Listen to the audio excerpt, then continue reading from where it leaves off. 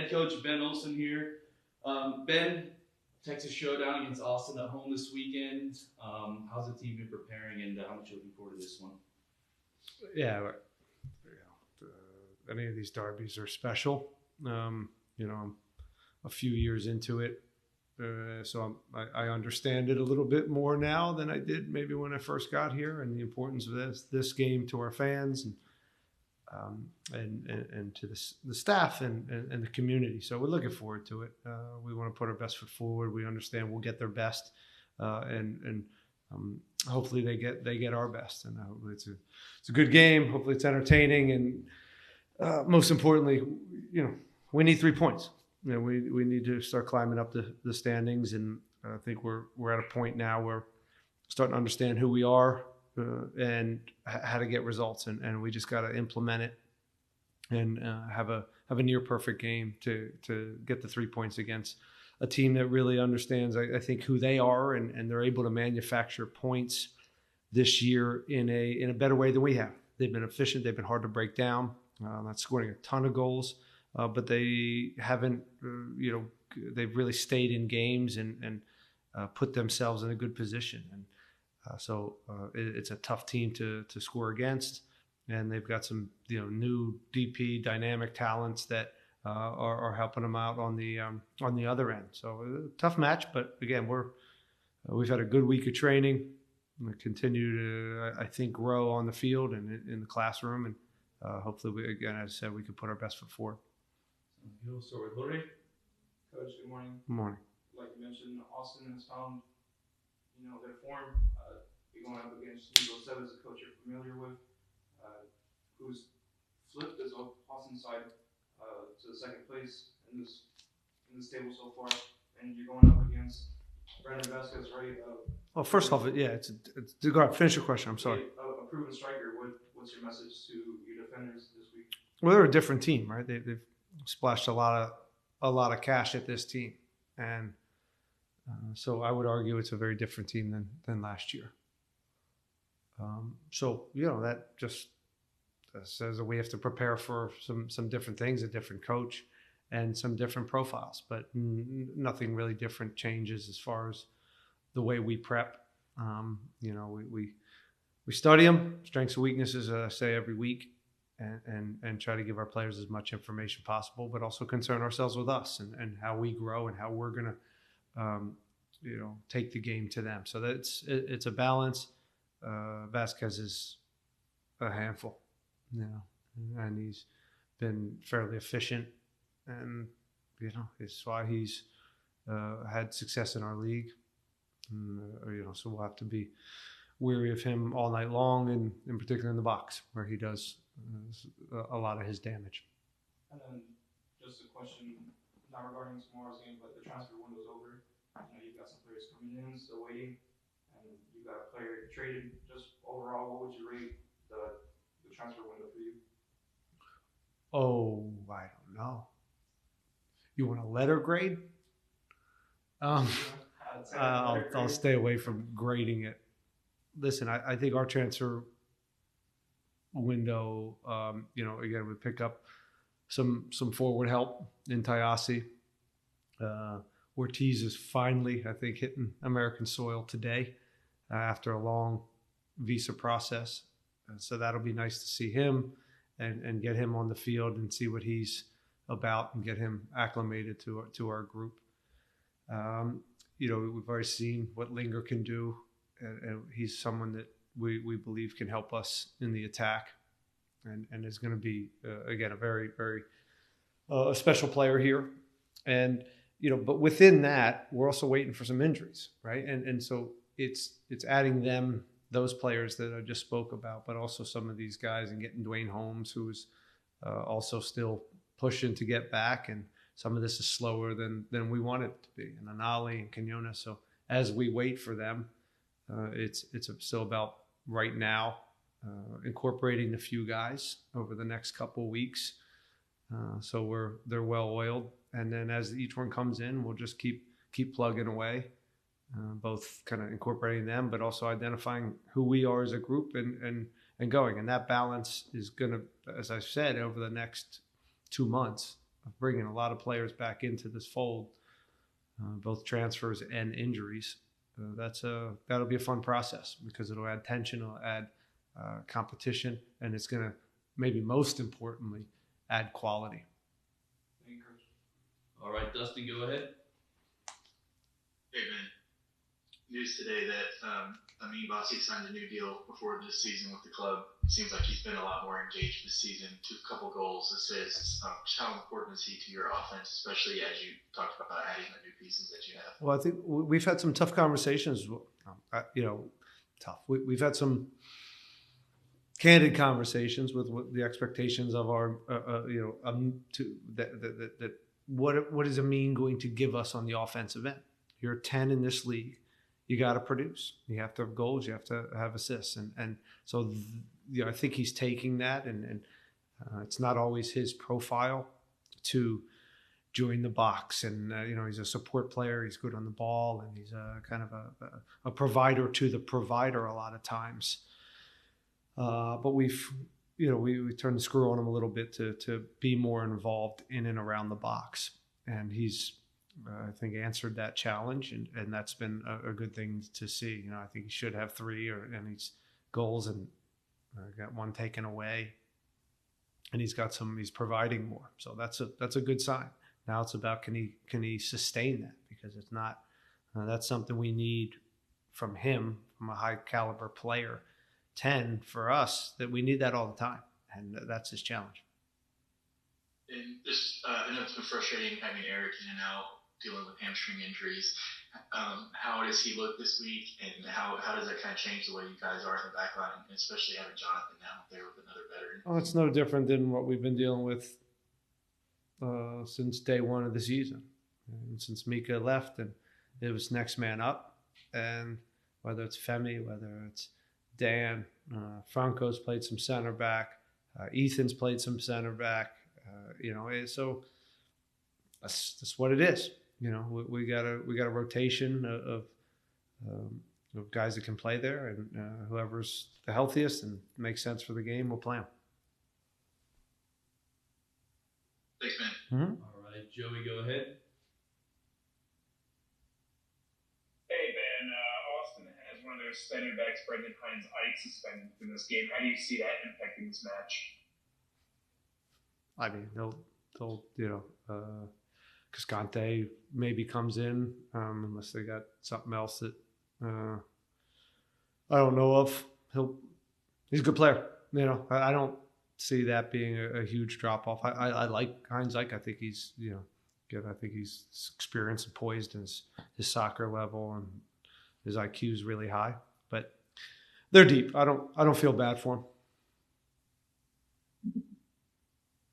Hey, can you talk about the dynamic between Linger and Bassi, what we saw in the Colorado game going forward? We saw them interchanging positions sometimes from the left to the center. How do you see that going forward? I think with the wingers and 10s, that's always going to be part of the game model here. And I think with Amin and Linger, I think it's a natural one. Amin's comfortable wide. Linger's also very comfortable in and around the box as a second forward 10. So that's a relationship that we hope that grows over time, in the way that Kowalczyk has been able to rotate with Amin in a similar way. So it's not necessarily those specific to those two.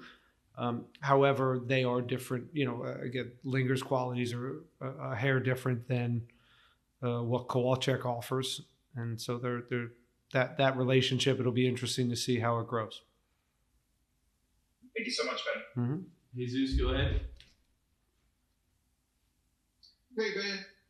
Austin coming in. Josh, now an assistant coach, former Austin coach, which brings to mind you. Wondering if you can explain how Josh has helped this team so far this season, whether it be on the offensive end, on the defensive end, or just from an overall perspective, having someone that has head coaching experience in this league being on your staff. Well, you could take all that away. It's first and foremost nice to have a friend that I've shared the Olympics, the World Cup, and kind of traveled the same pathway in soccer and coaching.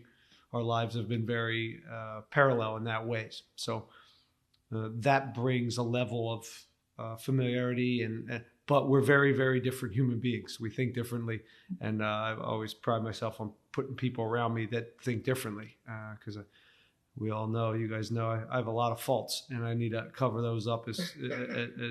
And he's a guy that I've spoken about, and he's probably the sharpest guy I've been around as far as X's and O's that I've been around ever. And he sees the game in a way that I don't. So that's very healthy. But he's also been a head coach, and he also understands some of the difficulties and some of the decisions head coaches have to make from a management standpoint. So having that around to bounce some ideas off is always very helpful, especially when you trust him, as a human being. So it's probably been a little bit of a funky week for him, we're preparing for Austin, and it's a he's a very humble guy. He's not going to get into that, and his son's on the other team. So it's I can't imagine. We kind of don't. We make fun of it, and we kind of joke about it at times. But he's been a huge plus overall. To answer your question, he's been a big plus for this group, and he helps the staff grow. But again, Juan Guar is still doing an amazing job, and also his head coach experience. Kenny's done a great job on set pieces and giving us more clarity in that world. Tim Hanley, it's not just Josh. These other guys are working very, very hard. Tim Hanley's doing a great job with a bunch of 4 different goalkeepers that have been injured. Aurelian's really helping with our back line and helping Femi come along. So it's collective here. It's a very collective group. And again, if you're led by me, you're going to work. You're going to have a lot of responsibility. And then sticking with training staff, your coaches, you're getting a lot of influx of offensive talent, that can play striker, wing. How many, what kind of conversations do you and your training staff have about possibly changing formations during the game whenever subs come in, or is that something that you have, or are you the coaches that, you think, formations are kind of meaningless because players kind of move on the pitch. So I just kind of want to get your thoughts on that. I think it's important to have a structure that very well as a group. We're always open to changing things, in particular as profiles come in that show us that we can be more effective in that. And of course, we'll have those dialogues. But for now, we don't plan on. Nothing we have in this moment is going to change us to how we go about the game. Of course, there's always tweaks to the opponent or who's available, and within that framework, we have movements. But again, I don't get caught too much into that too. I love relationship soccer within a structure and allowing these guys to have some freedom. I think last year we did a not better job. We just had different profiles that were more relationship based, more improv. And this year, I think we've had to be more, a little bit more clear and more clarity on the movements, and more structured and pattern based because of the group we have right now in this moment. But that could change. So I'm not sure that answered your question, but no plans on changing it too much. And the final question on my end: this season, obviously, you guys have welcomed so many new players, and I wonder, does the team have like a welcoming thing that they do for each new player? Do you guys do something special, or is it just, hey, let's just throw them out onto the pitch? It's a good question, and it's a really important thing for your organization and your culture to make sure these players are looked after. And I think we do a good job.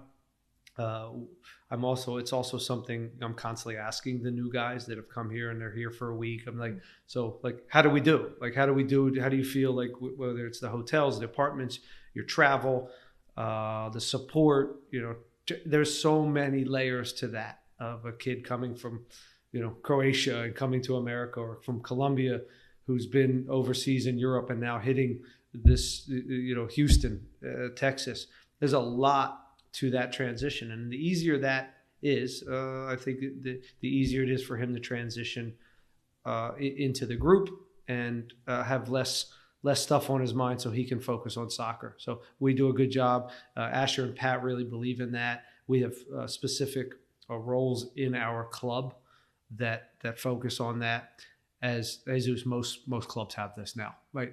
It's so global, and there's so many people coming in and out. It's a must at this point. Perfect. Thanks so much, man. All right, we'll wrap up with Diego. Go ahead, Diego. Hey, Ben, how are you? Hi, Diego. Just a quick question, a little bit about that transition whenever you get new players. Considering players like Linger, like Pablo Ortiz, who just touched down, they don't have the benefit of a preseason like some players on your roster did. So just to talk to us a little bit about how, what goes on through your head when it comes to introducing players to the roster, to the tactics that you put into place, and overall minutes and things like that. Well, the coaches will take the tactical part and make sure they're as clear as they can be over a short amount of time, so they can factor into the lineup, and they don't have the luxury of preseason, as you said, to really get up to speed. So it's a crash course, and on the physical side, fortunately, I have people that can tell me exactly where they're at, and so. We deal with the tactical side, the physical side. Paul Caffrey's best in the business, and he'll make sure that that I'm very clear on what the plan is physically for a guy like Pablo Ortiz when he gets here, because it's been as you said, it's been a funky one, and we don't necessarily know exactly where he's at physically. And one final question: Ibrahim Aliou has now been transferred to the Columbus Crew. Could you talk and reflect Sure. a little bit about his time in Houston? I had a lovely chat with him yesterday, and listen, it's a funny business we're in, where guys leave, and you constantly have chats about a player moving to another city and new opportunities. Look, this is something he's a player Columbus was interested in.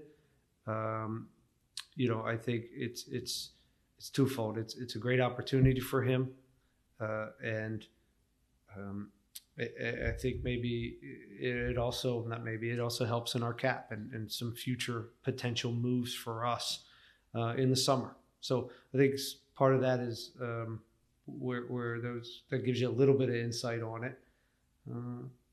Ibra over the last 2 years has been a very solid player for us, and he played a lot of minutes on 2 teams that made the playoffs, and he was a proven starter for us, and he gave us everything he had. So I'm very, very thankful for that, and I expressed that to him, and I'm thankful to kind of cross paths with him. He did a great job for the Houston Dynamo.